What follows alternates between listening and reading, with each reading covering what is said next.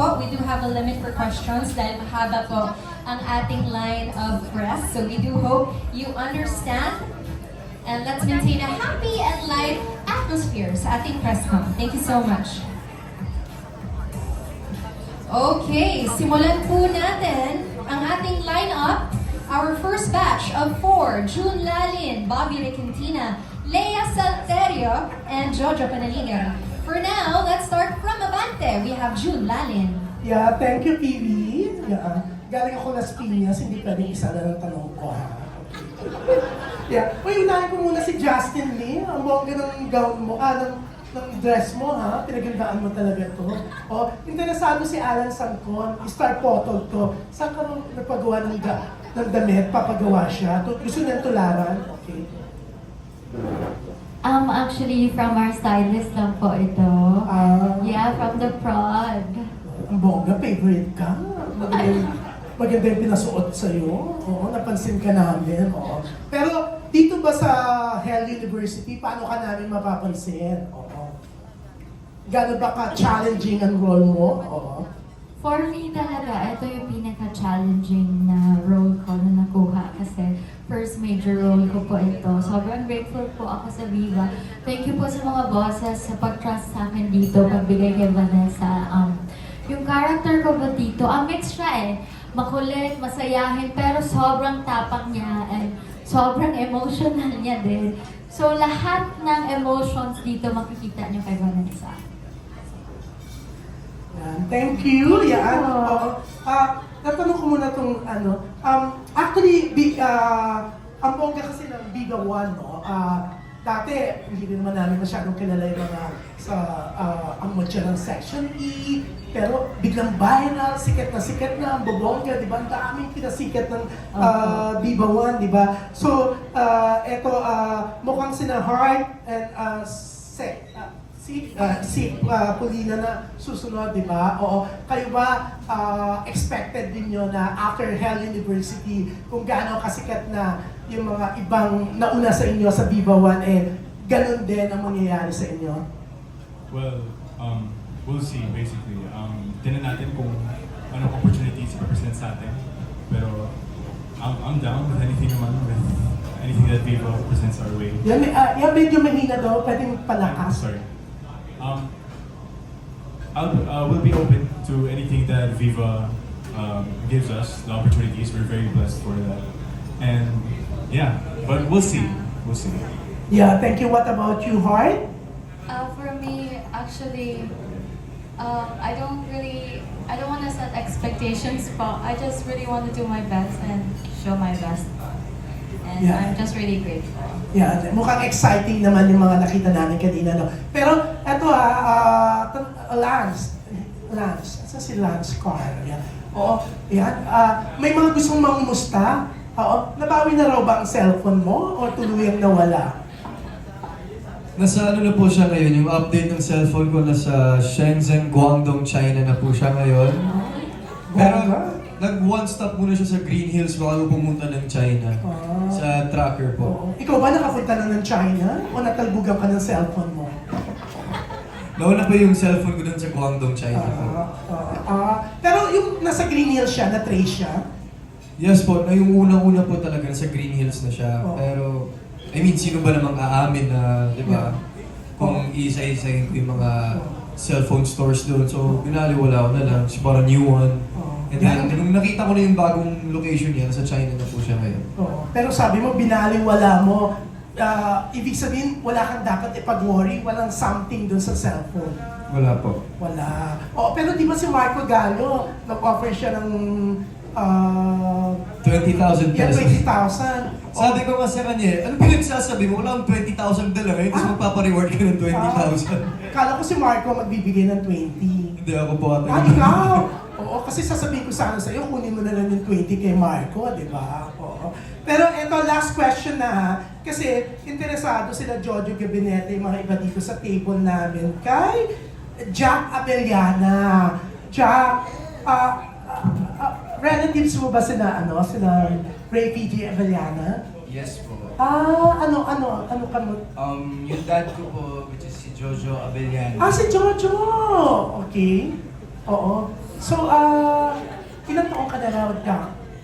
Sorry? How old are you? 19 years old po. 19. Yes. Oo, bongga. Okay na lang namin dad mo, ma-PR siya eh. Bongga. Yes.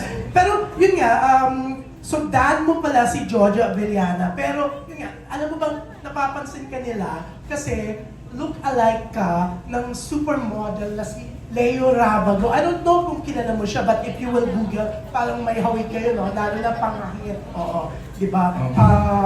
Mukhang ano ka raw eh, mukhang model din daw ang dating mo. Oh.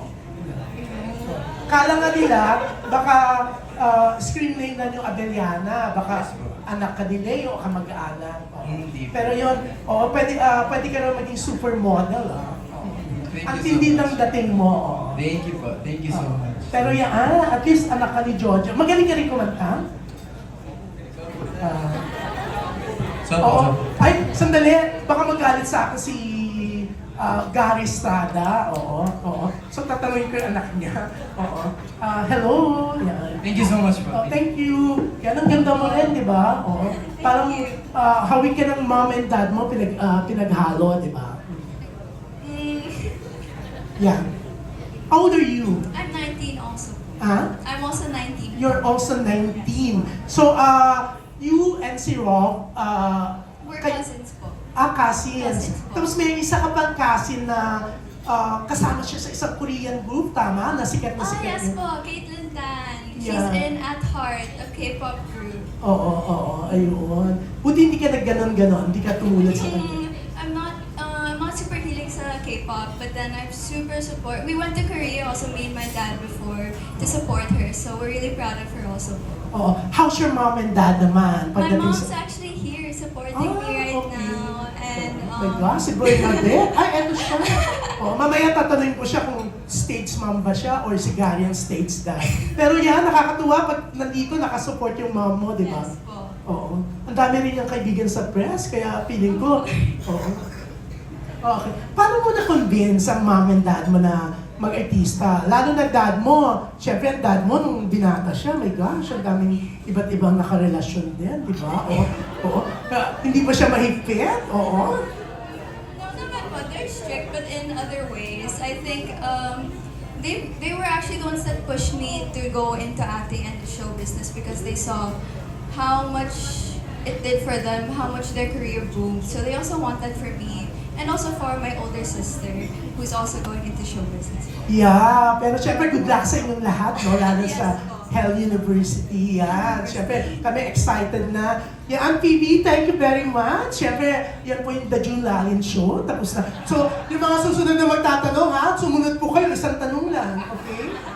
So we expect nothing less. Thank you so much, June Lalin. Also, we'd like to mention na yung ate ni Gabby is also in another Viva One show. Naaabangan nyo ang My Husband is a Mafia Boss. Also on Viva One. Alright, ang susunod na magtatanong. From Manila Bulletin, we have Bobby Requentina. Hello, magandang hapon po. Hi, Phoebe.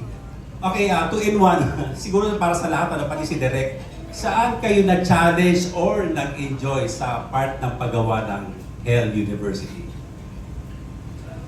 Okay, saan kayo na-challenge? Or nag-enjoy sa... Or nag-enjoy. Okay, let's do from one side for everyone. Let's do from one side until the other side, okay? Let's go, Keegan, yeah.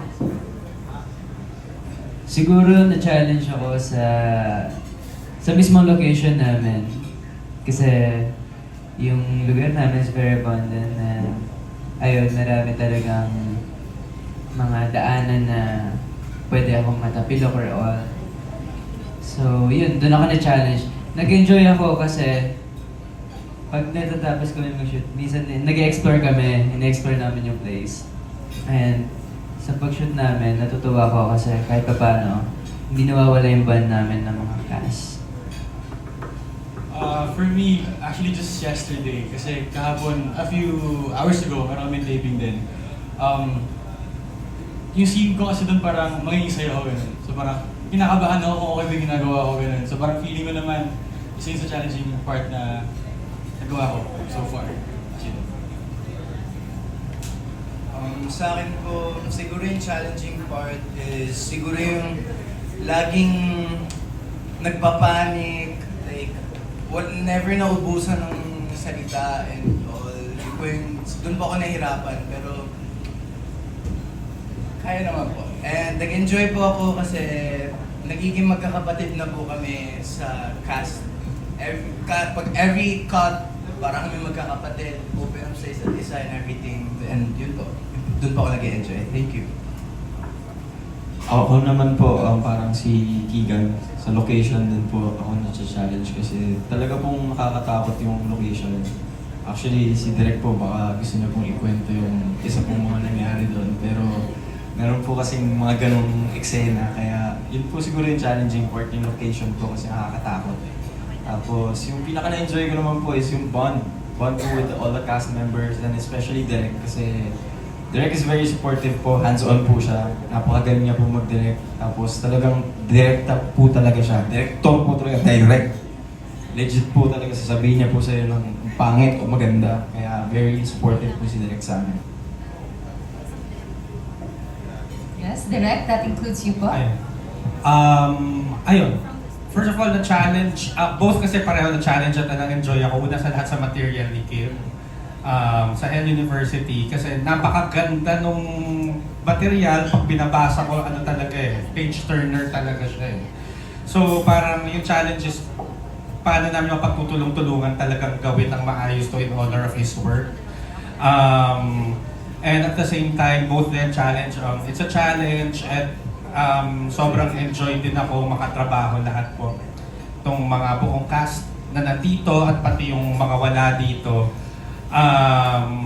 Walang plasikan, araw-araw na-challenge ako sa kanila. At na-enjoy ko din dahil nakita ko yung constant na improvement at hindi lang pagdating sa acting skills pero pati sa bonding ng lahat, pati sa bond ng lahat as a family. At the same time yung based on sa material ni Kim, talagang dahil gusto naming mabigyan buhay yung gawa niya and yung world ng Head University. Kinailangan din talaga namin with the help of our production designer si Erickson Navarro, kinailangan naming mag-build ng sets talaga from scratch para lang masabuhay yung imagined world na ng school na to, ng Hell University. So, but at the same time, doon sa location namin, na wala man sa kwento, minumulto kami.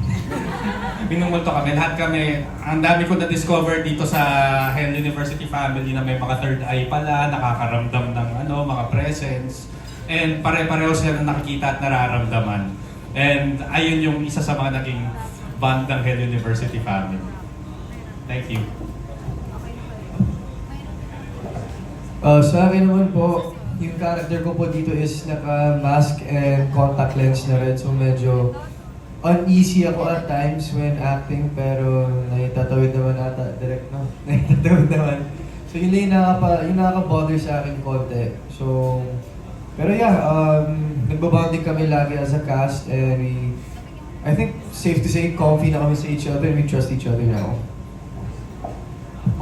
For me naman, of course, naka-enjoy again yung bonding na talaga sa cast.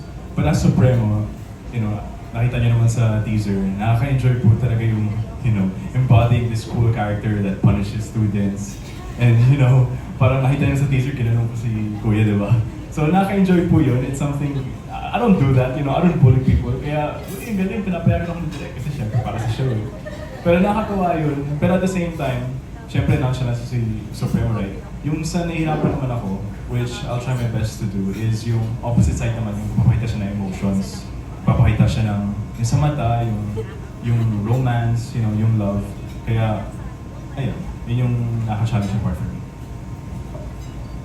For me po, challenging po naman talaga yung role ni Zayn. So, in terms of that, there's a lot of times na pangalan po yung buhay namin lahat. Tapos, yung we would be sticky, sweaty, blood, and everything, dirt. Yun po talaga challenging. And then sa location po namin, since abandoned po talaga, wala po kaming place na mapapaghugasan na properly. So yun po talaga, nahirapan po kami. Tapos, pinaka po na ini-enjoy po namin is yung the the making of Hell University kasi Obando talaga. So how did they set up this place to be beautiful, wonderful, everything na magmukha talagang Hell University out of this world. Yun po yung na-enjoy ko. Me naman, to be honest, one day pa lang ako nagsushoot sa LU. So, hindi ko pa talaga ganun na-feel or siguro hindi pa ako ganun ka-challenge. But for me, challenging sa akin, like portraying a new role. Siyempre, kapangalan siya nung character ko sa isang series. So, medyo mahirap ilayo para sa mga fans. So, yun yung, I think, challenging for me. And challenging siya sa akin na makabalik ulit sa ganitong genre because ilang years din akong nagro-rom-com because of another series. Yeah, but ayun, looking forward ako to bond with them more on set kasi nako one day pa lang. Yun lang. Thank you. Ako naman po nag-enjoy ako sobra sa paggawa ng script. Sobrang hands-on po ako and promise po namin sa inyo na faithful talaga kami sa story sa Wattpad and sa book. Any challenge? Challenge, Kid? Did you have a challenge? Wala. Yun din po, na-challenge din ako and nag-enjoy sa paggawa ng script. For me, I think both the challenge and the scenes that I enjoyed the most were the ones that had a lot of logistics, like putting up the table, and then we all have to run and go back and forth and back and forth. So that was really fun to shoot with Direk. Ang pinaka na-challenge po talaga ako is may scene po kasi kami na parang nasa bukid kami. Tapos umulan bigla. So yung land, ang putik-putik na siya. Tapos parang yung land, parang pababa siya. Tapos pag aakyat kami ulit, kasi need mag-top 1 ulit for the scene. Tapos baba-akyat kami, tapos super slide talaga. Sobrang basa pa ng land. So sabi ko talaga, oh my God, Direk! Doon pa ako na-challenge. And then, yung nag-enjoy naman po ako sa bonding namin kasi every after may mga heavy scene kami, parang syempre, buo namin nilalabas yun. Then after nun, doon kami nagtatawanan, nag-enjoy po. Ako, for me, yung character ko itself is the challenge. Kasi she's not your typical ordinary student na nakikita nyo everyday. And based sa trailer, may scene dun na inano ko si Heart, like, I had to threaten her. So may mga scenes akong ganun where I have to like threaten her with a weapon. And for me, nakakabigla siya kasi I don't hurt people. And my character is someone who's like that. So it's a very big challenge, but I'm very grateful to Direk kasi siya ang nakakalabas ng ganun na kind of character na kaya ko pala siyang gawin. And siguro yung na-enjoy ko is, of course, like what they've all said, yung bonding namin as a cast. Actually, number 1 bonding talaga namin, alam nila to, group order. Group order, as in, lagi kaming every set, every shoot, kapag, like, inaabot kami hanggang madaling araw, guys, group order tayo, mag-matcha coffee tayo. So, like, yun talaga number 1 bonding. Yun talaga nag-start, actually, sa lahat. So, yeah. Yan. Pipi, sorry ipinalik kasi sa akin nila kay Mike. Kasi baka lumagtang po si Aiko Melendez and Jo Marie Eliana. Nakalimutan ko tanong si Andre. Oo, close ko pa naman yung parents niya. Oo. Okay na po, hindi naman po sila matampuhin. Hindi, hindi, baka istabi nila ako. Sabihin, tinanong ko yung mga anak ng mga ibang artista, hindi ko natanong. Pero Andre, how's your dad and mom? Yeah, gano'n sila ka-supportive? Ang dami mong tinatawagan ba nila lagi si Boss Vic? Kasi parang sunod-sunod ang show mo, ha? Opo, yun po, blessed po talaga. Tsaka very thankful po dahil binibigyan po ng opportunity ni Boss Vic. Kaya very thankful po. Thank you po, Boss Vic, kung makikita niyo po ito at napapanood niyo. Thank you po sobra. Thank you po sa tiwala. Tsaka yun po, si Mommy po, si Daddy, okay naman po yung relationship namin. Si Mommy very supportive po. Lagi po nagtatanong, kamusta yung set? Kamusta yung mga eksena? Ganyan. Si Daddy naman po, lagi lang akong pinupush na be on time. No? Be on time, no? Tapos pinupush na lang po ako na maging like ready po sa trabaho. Tsaka maging professional po. napaka-supportive parents, di ba? Pero eto kasi si Bobby Requintina, nakalimutan niya itanong kanina, no? Pinasa na sa akin yung mic. Ikaw, kasi ang dami mga Viva stars dati pa, mga nagbabalik showbiz din. Ikaw ba, sino na sa mga Viva stars before na gusto mong maging makasama sa project? Siyempre, although ang mom and dad mo more identified sa sa Regal si Wanmi Pondok daw ba? Dahil dating Viva Star, gusto mo makasama sa project? Sure. Pinapatanong din. Sure po, why not po? Kilala mo siya ng personal? Yes po, yes po. Close kayo? Pwede na po, pwede na po. Talaga? Ayan, maraming magsasila yan. Mas marami ka magiging article. Ano yung pinapatanong, ano raw reaction mo sa rumored relationship ng mom mo at saka ni Wanmi? Enjoy! Ay, Opo, kasi kung mukha naman po silang masaya So kung masaya naman po sila, enjoy po. You have all my blessing. Yan, thank you. Yan, hindi na ako kakabahan, PB. Babatiin na ako ni Aiko at saka ni Jomari. Thank you. Okay, thank you. Okay, okay. All right, next. From People's Journal, Philippine Star, and ABS-CBN Entertainment, we have Leia Salterio. Hi, good evening. Hi, Phoebe. Direk, how did this project land on your lap? Nagulat din po ako, tinawagan po ako ni Boss Vic. Sinabi, Bobby, ikaw mag-direct ng Head University. Oh, alright. And there are a lot of my projects kasi na gusto ni Boss Vic pagdating po sa treatment. Yes. At nakita niya na bagay na may apply ko po sa project na to. So that's how I got the project. So when did you start film shooting? We started Last year? this January. This January This January lang. Ay, actually, hindi. December pa lang. Around November 20. We had a few days before the Christmas season. And then, nag-break po kami, then nag-resume ng So January. nakailang episodes na kayo, Direk? Sa ngayon, yung malapit ng magsara, mga almost 5 episodes po.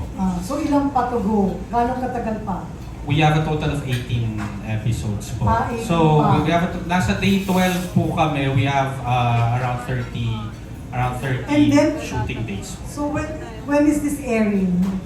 This airs po on, the first episode is gonna be on Viva 1 sa February 6. Alright. Apa. Thank And you, then, Direk. magkakaroon din po kami sometime this January ng primer, parang behind the scenes, the making of Head University. Alright. Thank you. Yung Thank you. writer, Si sorry, Kim po. Kim? Apa, Night in Black. Yeah. Did Viva buy the rights from you for this for Health University? And how long ago did you write the story? Actually, sinunod ko po yung story nito for, I think, 6 months. Last year. No, 2000. Matagal na. 2016. Wow, 10 years ago. Okay. Tapos, paano napunta sa Viva? Actually, kinontak po ako ng Wattpad. Wattpad, alright. Meron pong interested na mag-adapt sa story ko. And Viva po. And natuwa naman po kasi napanood ko na po yung mga film ng Viva. And maganda po yung mga produce nila. How last year yon? Last year. Last year. Thank you. Yung tatlong showbiz royalties. Hello. Hi. Good afternoon. Good evening na pala. Sorry. Yeah. How did you feel now that you're moving into the same landscape or same area, same of your mom and dad? That your mom and dad starred in or became known? Yung tatlo. Basically, my mom is not an actress po. Your dad or Yeah, my dad. parents, na po talaga. Based on that naman po, si Daddy, really supportive naman po siya sa ginagawa ko ngayon. Pag-lead group, pag may tinatanong ako sa kanya, tinuturuan niyo rin po. Okay, nandiyan din po si Tito Ray PJ, Adeliana. para sumuporta po sa akin. Especially si Ate Carla din po minsan tumatawag sa akin or mag-chat sa akin or kami kinakamusta yung work ko and everything. So yeah, thank you so much po. Alright. Hi, Andre. Hello po, with New evening Year. po. Happy New Year po. How do I feel po as a royalty po? Is that po the question? Yes, that you're now moving into the same area, realm that your dad became known.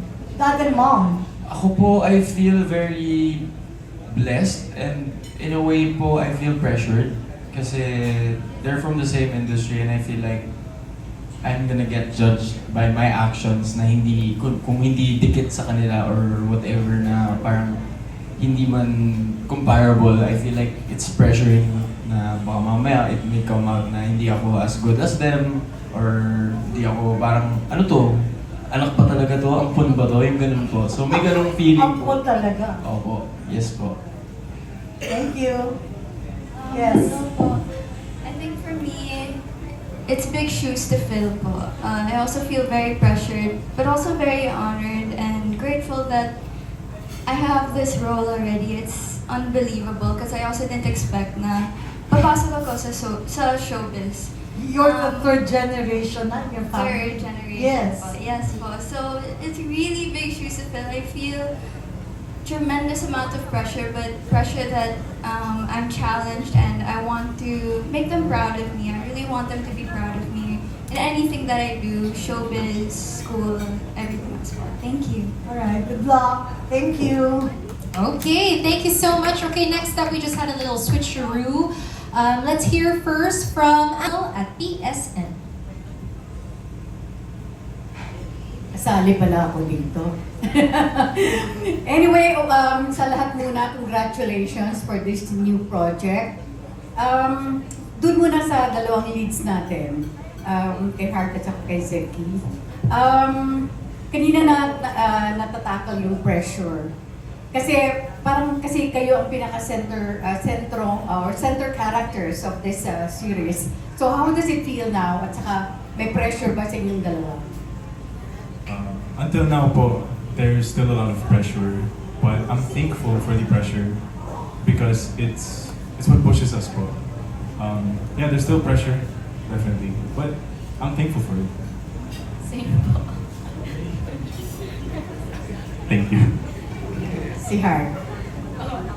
Of course, I still feel pressure until today. I feel pressure now even. Just like what Zeke said po. We're thankful for the pressure because it pushes us to do well.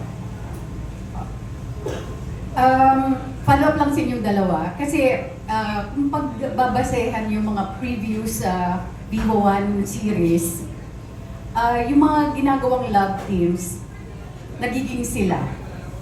Or nagkakaroon ng special, what you might call that, friendship sa kanilang pagitan. In your case, sa inyong dalawa, ano ang nakikita niyo sa isa't isa? Definitely not po. Hart here has a boyfriend. Oh, binuking naman. His name is Rene J. She has a partner, and I 100% respect that po. Pero we're cool. We're friends. How about you? How about you, Zeki? Are you taken? I'm single po. I'm single. Okay. I choose to focus on work. Alright. Thanks for being honest. Zeki muna, yung writer muna. Ano ang naging inspirasyon mo para mabuo mo itong Hell University? Yung inspiration po talaga dito yung napanood ko na The Purge movie. Actually, pinanood po namin yun sa school. Tapos after po na nagkaroon kami ng mga biruan ng mga friends ko na what if magkaroon ng purge sa school, saan kami magtatago. Parang doon po talaga umikot yung inspiration ko. Anong pakiramdam mo ngayon na nakikita mo na naman, nabibigyan na ng totoong buhay yung mga characters na binuo mo? Actually, it still feels surreal po. Actually, pwede po makapaniwala na andito kami lahat eh. Hindi ako makapaniwala na yung mga character na sa imagination ko lang dati, totoo na. But I'm proud of them and alam ko na magagampanan talaga na yung roles. Thank you. And of course, kay Direk. Direk, congratulations. So happy for you. Thank you, Tita Aster. How does it feel also? I think if I'm not mistaken, this is the very first series. So, paano mo sila ginaid? Paano mo sila, how do you call this, minotivate? Especially na parang ikaw yung tatay-tatayan, syempre, ng project na to. Opo, we had workshops naman po, and ano po, I don't mince words, real talk palagi po sa kanila. And ayun nga, kung masasaktan sila sandali. Pero nakikita naman nila after kung sabunin sila, nakita naman po nila na para sa kanila din po kasi yun. Kasi okay na lahat pagkatapos. Pagkatapos silang pagkatapos ng eksena, ayun, tapos na yung eksena, okay, good. Sinasabihan, hindi din naman po ako madamot sa words of encouragement and affirmation sa kanila. Tong generation na po na to, usually, gusto nilang marinig kung pangit bang ginagawa nila at the same time kung mabuti silang ginawa, gusto nilang marinig yun at pinaparinig ko po sa kanila yun. And I'm proud of each of them. Thank you. And my last question, kasi alam ko marami pang magtatanong. Siguro kay Zach, kay Andre, and of course si Gabby. Gabby, I'm so happy for you. Nakita ko nanay mo, tinaguri akong stage mom. Siyempre, natakol na nga dito because you are, yung mga parents niyo are of course popular personalities before you. So, natanong din kayo about the pressure. Ang itatanong ko lang sa inyong tatlo, sino nag-encourage you? Or kayo ba ito on your own free will na pumasok din sa or sundan ang footsteps ng parents nyo? I think it's collaboration po. Because I didn't make this decision on my own. I had my parents to guide me because they were the ones there first. I will always listen to their advice naman po, and I trust them that this would be the right opportunity for me po. Yeah. Ganda ni Gabby. And of course, Andre! Hello po, tita. It's nice to see you again. Nice to see you po. I guess ano po,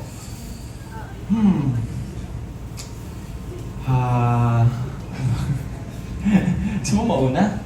So, una ka na, pre? Jack po. Jack, your dad is may anak-anakan. I co-manage him with Viva. Oh, really? Okay, and of course, good luck to you. You're being managed by OGPS, di ba? Yes po. Yes. Oh yes. Okay, good luck to you. So, anong sagot mo? Sa akin po, actually nung bata po ako, hindi naman po talaga ako gusto mag-artista kasi I was really focused on basketball. Pero may mga times po kasi na sinasama kami ni Daddy sa taping, sa Pangako Sa'yo, nakikita ko po yung mga ginagawa nila. Tapos bigla lang may nag-click po sa akin na parang gusto kong matry. Gusto ko po, parang interesado po akong gawin siya. And thankful naman po ako kasi supportive naman po yung dad ko sa na gawin ko po tong karera po na to. So, yeah, I'm really grateful po na nandito na po ako sa industry. Thank you so much po. And good luck to you. Thank you so much, tita. Ayun po, tita. Yung nag-encourage po sa akin, si mommy. Pero si mommy po kasi nung unang beses niya po ako in-encourage. More on pilit po yung gusto. Parang ako napipilitan po. Tapos parang hindi ko po siya talaga trip.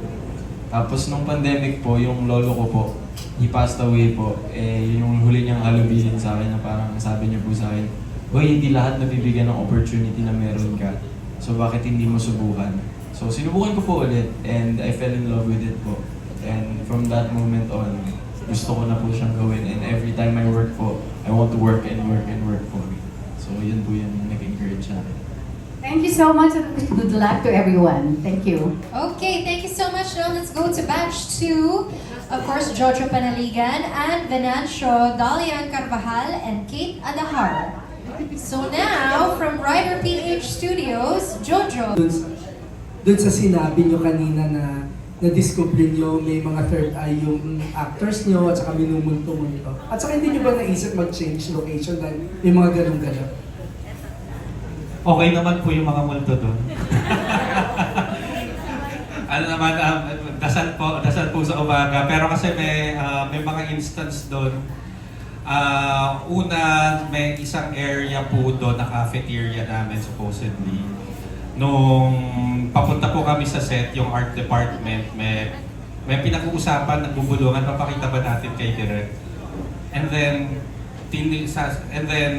ayun nga, dahil chismoso ko, tinignan ko din naman po. Nung tinignan ko yung cellphone nila, may nakuhanan ng picture sa isang part nung area, nung cafeteria. Dark, nakakakilabot po. May isang matangka, tsaka may isang maliit. Tapos,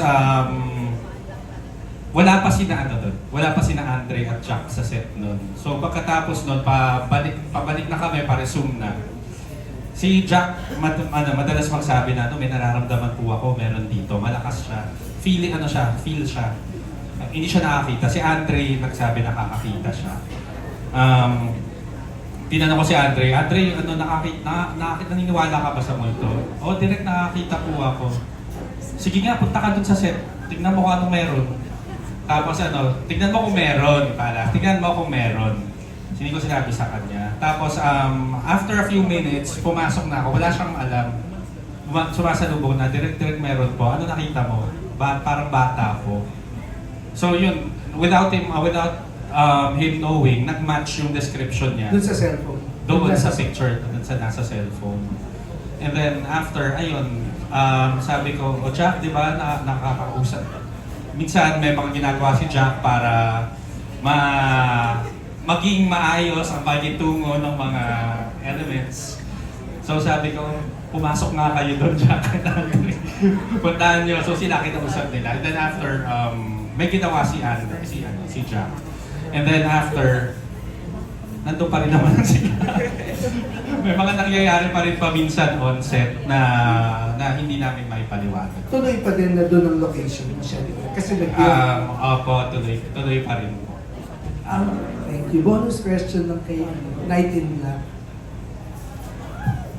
Kanina sinabi mo na hindi ko alam kung happy ka na faithful yung pagkakagawa dun sa pagkakasulat mo. But after 10 years, hindi ba sumagi sa isip mo na i-update yung story or bigyan ng lisensya yung director since medyo malaking panahon na yung lumipas?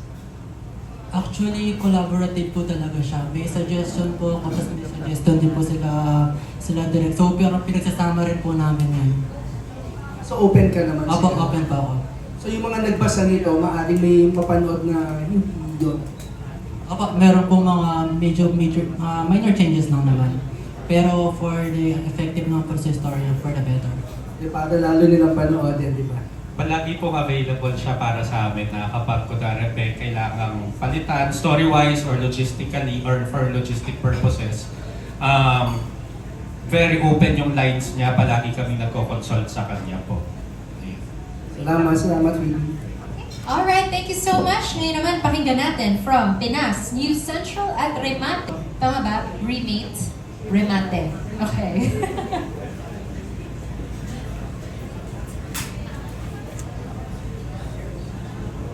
Hello po, good evening po.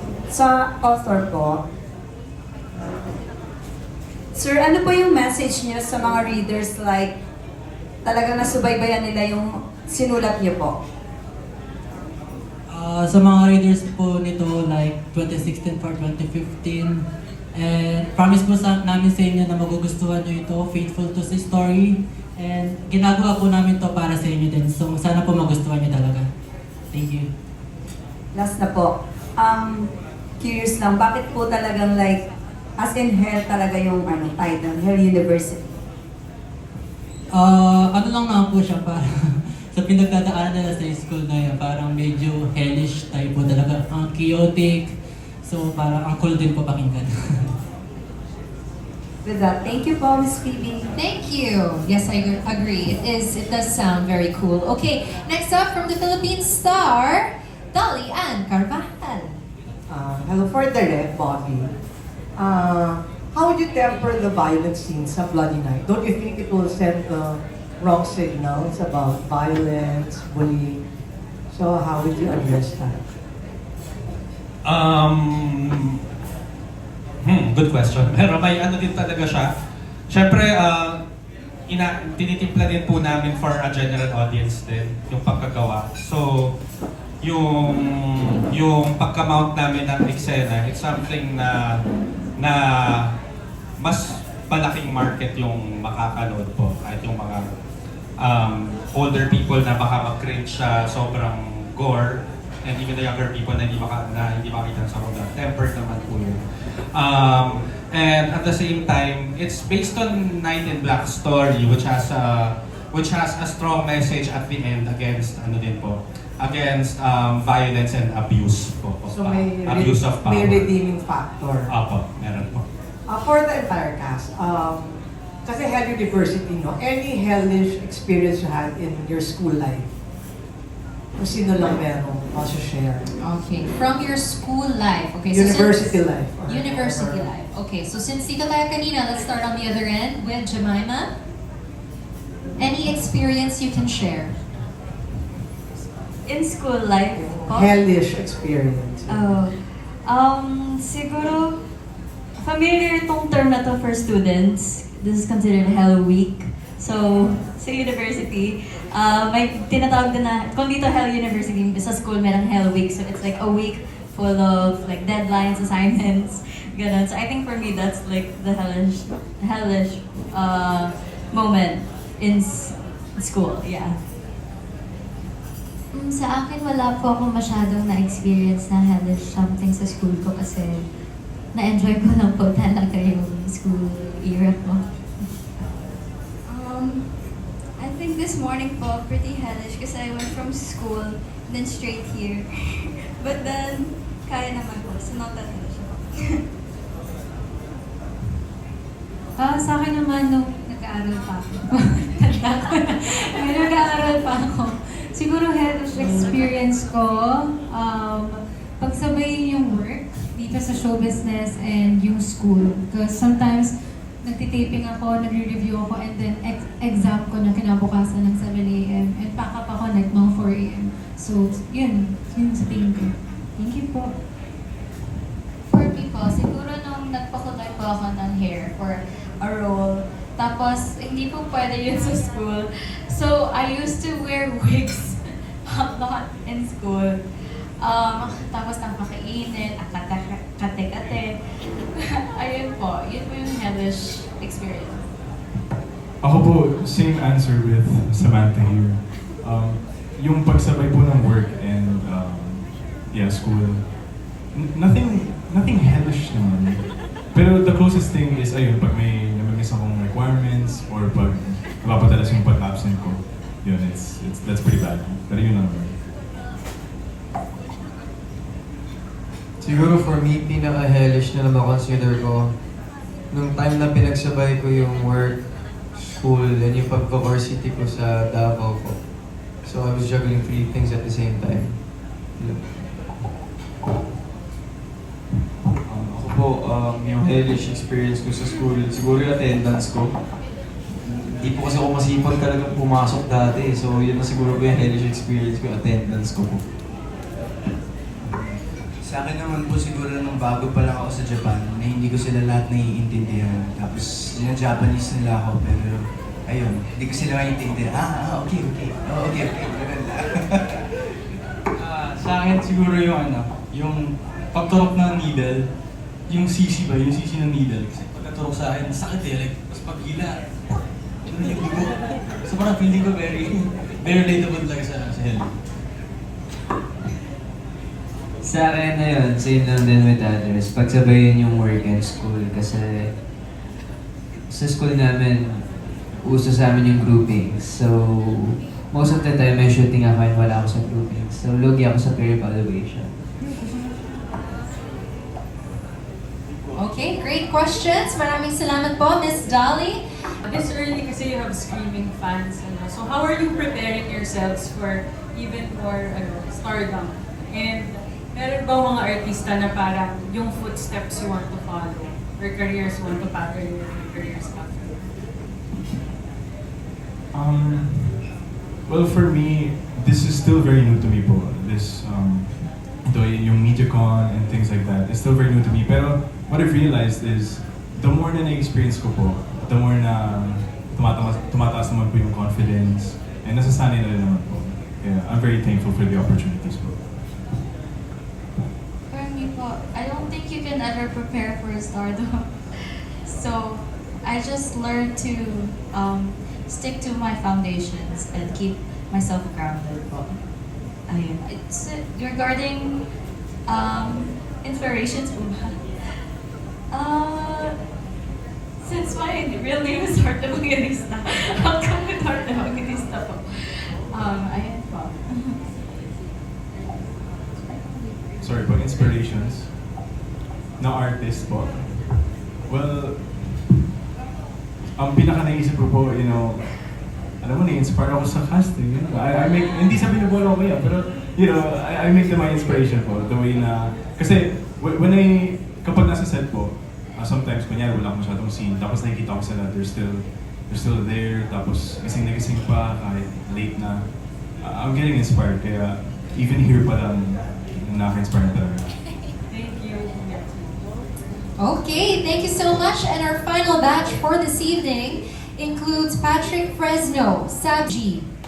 Okay, so now let's hear from our TikTok content creator, Patrick Fresno. Hello, good evening. Para po sa ating main leads, I have a question po. Is there a moment in the show that you think people will debate online or yung pag-uusapan talaga? Interesting. I guess we'll find out. You guys are gonna have to find out. Kasi that's very subjective, you know. Kaya I'm not too sure. Pero I will assure you that there are a lot of moments show that you guys will be excited for, and hopefully gets talked about. I don't want to give. Excuse me. Baka po mag-give kami ng spoilers if ever we answer that question. Pero I hope you guys stay tuned for more. Thank you. Okay, thank you so much. And another TikTok content creator, Sab Santos. Hello. Hi. So my question is, there are scenes in the book na inaabangan kasi nakakakilig sila. And grabe naman talaga yung nakakakilig while you are reading it. How are you preparing for these moments to make sure you capture the same emotions that the readers felt habang binabasa nila yung libro? I think ang most important regarding those scenes is, syempre, me and Heart have to have this connection. And just from spending time sa set, and you know, kahit pag walang scene, just talking, just being good friends, I think pagdasalang na po sa amin ni Direk dun sa scene na yun, may embody naman po namin yun. We just have to have this closeness lang. That's the most important part. And free naman po kami to suggest whatever, and Gina naman po kami to do our our ideas. Kasi sometimes he comes up with good ideas na it's really good on camera. And we also trust Derek's direction. And we also have Coach Rai, our acting coach, and he's really hands-on on how we're gonna portray our emotions and what we're supposed to do. Ganun po. Ayun lang. And then pahabol ko lang ng question. This one is for Zeke. Yung mga readers siguro makakaintindi. Kumakain ba si Zeke ng ampalaya and takot ba siya sa pusa? Si Zeke po, I love cats. Okay? And I love vegetables. But that's Zeke. Okay? Just to confirm. Alright, okay. And finally, also from TikTok, Princesa Suji. Hi, good afternoon. My question is for the main cast also. So actors sometimes get so immersed in their roles that it can be difficult to let go afterwards. So how did you guys prepare mentally and emotionally for the darker scenes in the Hell University? For me, the more na sinasalang po sa scenes and the more na pinapractice, the more din po na nati-train po yung sarili ko na to learn when to let go. So, yeah. Napapansin actually ng prod team din yun. Parang may switch akong ginagawa. To go from Zeke to Ace, and then pag Ace na back to Zeke. So it's really just practice. And yung parang mental techniques basically. For me po, ang suggestion po ng acting coach namin is to really stay in character while you're on set. Kahit hindi pa po nagtitake. So, what I try to do is really isolate myself first before going to the scene. And then after the scene, doon ko na po ilalet go yung character and be myself. Yun lang po. I think it's being focused lang and pag game on, and pag when you're not, yun talaga.